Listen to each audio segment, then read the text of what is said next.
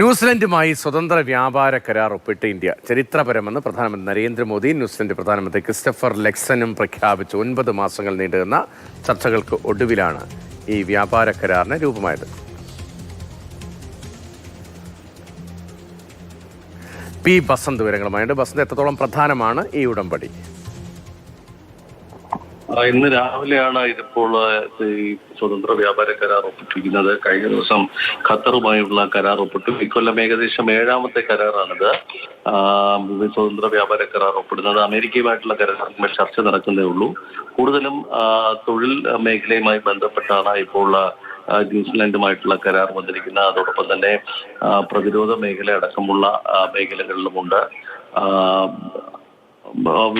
ഇന്ത്യക്കാർക്ക് work tourism വിസകൾ നൽകുന്നതിന് ഇപ്പോൾ തീരുമാനിച്ചിട്ടുണ്ട്.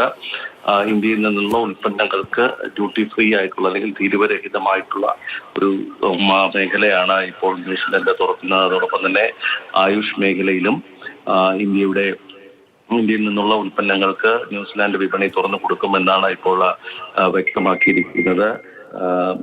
വാണിജ്യ മന്ത്രി പീയൂഷ് ഗോയലിന്റെ വാർത്താ സമ്മേളനം ഇപ്പോൾ നടന്നുകൊണ്ടിരിക്കുകയാണ്.